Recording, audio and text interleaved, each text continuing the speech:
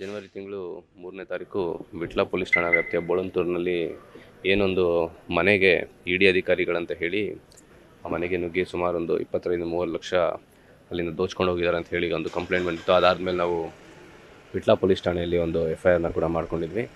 ಮತ್ತು ಈಗ ತನಿಖೆಯನ್ನು ನಾವು ಪ್ರಾರಂಭ ಮಾಡಿ ಸುಮಾರು ಒಂದು 4 ತಂಡಗಳನ್ನು ರಚಿಸಿ ನಿರಂತರವಾಗಿ ತನಿಖೆಯನ್ನು ಮುಂದುವರಿಸಿದ ಮೇಲೆ ಸುಮಾರು ದಿನಗಳ ನಂತರ ಒಂದು 3 ಜನ ಕೊಲ್ಲಂನಿಂದ, ಅಂದರೆ ಏನು ಘಟನೆ ಸಂಭವಿಸಲಿಕ್ಕೆ ಘಟನೆ ಮಾಡಲಿಕ್ಕೆ ಕೊಲ್ಲಂನಿಂದ ಬಂದಿದ್ದರು 3 ಜನ ಆರೋಪಿಗಳನ್ನು ನಾವು ಅರೆಸ್ಟ್ ಮಾಡಿದ್ವಿ.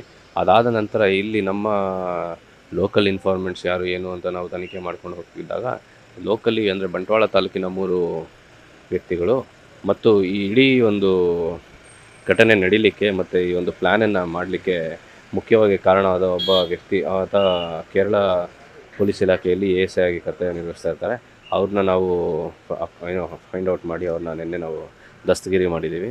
ಮತ್ತು ಇದರಿಂದ ನಮಗೆ ತಿಳಿದು ಬಂದ ವಿಚಾರ ಏನಂದರೆ, ಈ ಏನು ASI ಇದ್ದಾರೆ, ASI ಅವರು ಒಂದು ED ಅಫಿಷಿಯಲ್ಸನ್ನು ನಾವು ಕರ್ಕೊಂಬರ್ತೀವಿ, ನೀವು ರೈಡ್ ಮಾಡ್ತೀವಿ, ರೈಡ್ ಮಾಡಿಬಿಟ್ಟು ನಿಮಗೆ ನಾವು ಕಮಿಷನನ್ನು ಕೊಡ್ತೀವಿ ಅಂತ ಹೇಳಿ ಕಣ್ಣೂರಿನ ಒಬ್ಬ ವ್ಯಕ್ತಿ ಹಾಗೂ ಬಂಟ್ವಾಳದ ಈ 3 ವ್ಯಕ್ತಿಗಳಿಗೆ ಅವರು ನಂಬಿಸ್ತಾರೆ. ಆಗ ಇಲ್ಲಿನ ಒಬ್ಬ ವ್ಯಕ್ತಿ ಏನೀಗ ಈ ಕೇಸಿನ ಫಿರ್ಯಾದಾರರಿದ್ದಾರೆ, ಫಿರ್ಯಾದಾರರ ಮನೆಯಲ್ಲಿ ಈ ಮುಂಚೆ ಕೆಲಸ ಮಾಡ್ತಾ ಇರ್ತಾನೆ ಒಬ್ಬ ವ್ಯಕ್ತಿ. ಅವನಿಗೂ ಮತ್ತು ಮಾಲೀಕರಿಗೂ ಸ್ವಲ್ಪ ಮನಸ್ತಾಪ ಬಂದು ಅವನು ಕಳೆದ 2 ವರ್ಷದಿಂದ ಅವ್ರ ಹತ್ರ ಕೆಲಸ ಮಾಡ್ತಿರೋದಿಲ್ಲ.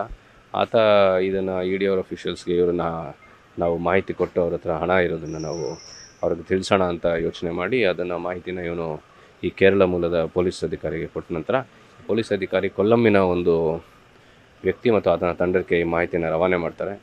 ರವಾನೆ ಮಾಡಿದಾಗ ಜನವರಿ 3ನೇ ತಾರೀಕು ಇವರು ಏನು ಕೊಲ್ಲಂನಿಂದ ಟೀಮ್ ಬಂದು ಈ ಕೃತ್ಯನ ಎಸಗಿ ಅವರು ವಾಪಸ್ ಹೋಗುವಂಥ ಸಂದರ್ಭದಲ್ಲಿ ತ್ರಿಶೂರಿನಲ್ಲಿ ಈಗ ದಸ್ತಗಿರಿ ಆಗಿರೋಂಥ ಕೇರಳದ ASI ಅವರಿಗೆ ಸ್ವಲ್ಪ ಹಣನ ಕೊಟ್ಟು ನಂತರ ಅವರು ಕೊಲ್ಲಂಗೆ ಹೋಗಿ ರೀಚ್ ಆಗಿರ್ತಾರೆ.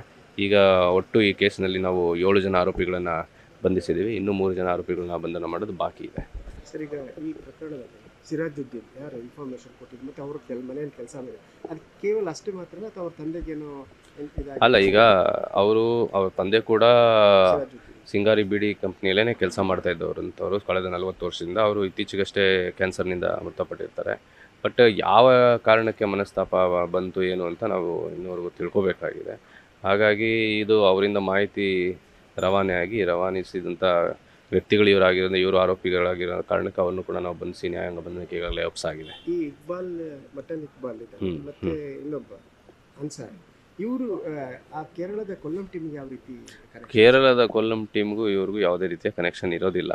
ಈ ಮಧ್ಯದಲ್ಲಿ ಏನು ನಾವೀಗ ಪ್ರಮುಖ ಆರೋಪಿ ಅಂತ ನಾವು ಹೇಳ್ತಾ ಇದ್ದೀವಿ, ಅವರು ಮಧ್ಯದಲ್ಲಿ ಇದ್ಕೊಂಡು ಪೊಲೀಸ್ ಆಫೀಸರ್ ಅವ್ರ ಮಧ್ಯದಲ್ಲಿ ಇದ್ಕೊಂಡು ಈ ಕಡೆ ಇನ್ಫಾರ್ಮೇಷನ್ ತೊಗೊಂಡು ಈ ಇನ್ಫಾರ್ಮೇಷನ್ ಅವ್ರಿಗೆ ಪಾಸ್ ಆನ್ ಮಾಡಿ ನಂತರ ಅವ್ರ ಕೈಲಿ ಪ್ಲ್ಯಾನನ್ನು ಎಕ್ಸಿಕ್ಯೂಟ್ ಮಾಡಿರೋಂಥದ್ದು. ಇನ್ಫ್ಯಾಕ್ಟ್ ಈಗ ಬಂಟ್ವಾಳದ ಏನು ನಾವು ಇನ್ಫಾರ್ಮೆಂಟ್ಸ್ ಅಂತ ಹೇಳ್ತೇವೆ, ಅವರು ಕೊಲ್ಲಂನ ತಂಡದ ಯಾವುದೇ ವ್ಯಕ್ತಿನ ಅವರು ಮೀಟು ಮಾಡಿಲ್ಲ, ಮಾತುಕತೆ ಕೂಡ ಆಡಿಲ್ಲ. ಅವರು ಅಂದರೆ ಇವರಿಗೆ ಮತ್ತು ಆಫೀಸರಿಗೆ ಮಾತ್ರ ಇದು? ಹೌದು ಕಮ್ಯುನಿಕೇಷನ್ ಅವ್ರ ಮಧ್ಯದಲ್ಲಿ ನಿಂತು ಈ ಕಡೆಯಿಂದ ಕಮ್ಯುನಿಕೇಷನ್ ತೊಗೊಂಡು ಮತ್ತು ಆ ಕಡೆ ರವಾನೆ ಮಾಡಿರೋಂಥದ್ದು ಅಷ್ಟೇ. ಪೊಲೀಸ್ ಆಫೀಸರ್ ಇಲ್ಲಿ ಈ ಕಡೆ ಬಂದು ಹೋಗಿದ್ದಾರೆ ಸರ್? ಹೌದು, ಅವರು ಡಿಸೆಂಬರ್ 25ನೇ ತಾರೀಕು ಇಲ್ಲಿ ಬಂದು ಇಲ್ಲೊಂದು ಮೀಟಿಂಗನ್ನು ಕೂಡ ಫೋರಮ್ ಮಾಲ್ ಮಂಗಳೂರಿನಲ್ಲಿ ಈ ಇನ್ಫಾರ್ಮೆಂಟ್ಸ್ ಜೊತೆ ಮಾಡಿ ಮಾಹಿತಿಗಳನ್ನೆಲ್ಲ ತೊಗೊಂಡು ಹೋಗಿರೋದ್ರು ನಮಗೆ ಸಾಕ್ಷ್ಯಾಧಾರ ಲಭ್ಯ ಆದಮೇಲೆ ನಾವು ಅವ್ರನ್ನ ಹೋಗಿ ದಸ್ತಗಿರಿ ಮಾಡ್ಕೊಂಬರ್ಲಿಕ್ಕಾಯ್ತು. ಈ ಟೋಟಲ್ ಎಷ್ಟು ಹಣ ಆ್ಯಕ್ಚುಲಿ ದೋಚಿದ್ದಾರೆ? ಅಲ್ಲ, ಈಗ ನಮಗೆ ಕಂಪ್ಲೇಂಟ್ ಹೇಳೋದು ಮತ್ತು ಅವರು ಕಂಪ್ಲೇಂಟಲ್ಲಿ ಕೊಟ್ಟಿರೋದು 25-30 ಲಕ್ಷ ಅಂತ, ಸ್ಪೆಸಿಫಿಕ್ ಆಗಿ ಇಷ್ಟೇ ಅಮೌಂಟ್ ಅಂತ ಅವ್ರು ಹೇಳ್ತಾ ಇಲ್ಲ. ನಾವು ತನಿಖೆ ಮಾಡಿ ಈಗಾಗಲೇ ಈ ಪ್ರಕರಣದ 5 ಲಕ್ಷ ಹಣ ಮತ್ತು 2 ಕಾರುಗಳನ್ನು ನಾವು ಸೀಸ್ ಮಾಡಿದ್ದೀವಿ. ಇನ್ನೂ ಆರೋಪಿಗಳು ಏನು ಕೊಲ್ಲಂನವರು ಮತ್ತು ಈಗ ನಿನ್ನೆ ದಸ್ತಗಿರಿ ಆದ ಆರೋಪಿಗಳೇ ಅವರಿಂದ ರಿಕವರಿ ಮಾಡುವಂಥ ಒಂದು ಪ್ರಯತ್ನ ಕೂಡ ನಡೀತಾ ಇದೆ. ಇದರಲ್ಲಿ ಮತ್ತೆಷ್ಟು ಜನ ಬಾಕಿ ಇದೆ ಸರ್? ಇನ್ನೂ 3 ಜನ ಅರೆಸ್ಟ್ ಮಾಡೋದು ಬಾಕಿ ಇದೆ. ಯಾಕಂದರೆ ಈ ಯಾರು ಪ್ರಶ್ನೆ ಎಸಗಿದ್ರು ಹೌದು ಅವ್ರು ಇನ್ನು 3 ಜನ ಮತ್ತೆ 3 ಜನ ಇದೆ. 3 ಜನ ಅರೆಸ್ಟ್ ಆಗಿ ಇನ್ನು 3 ಜನ ಬರೋದು ಬಾಕಿ ಇದೆ. ಈ ಪ್ರಕರಣದಲ್ಲಿ ಕೇರಳ ಪೊಲೀಸರು ಹೆಚ್ಚಾಗಿ ಜಾಸ್ತಿ ಸಹಕಾರ ನೀಡಿಲ್ಲ? ಇಲ್ಲ, ಆ ರೀತಿ ಏನಿಲ್ಲ. ಇಲಾಖೆ ಸಹಕಾರ ಕೊಡ್ತಾ ಬರ್ತಾ ಇದೆ.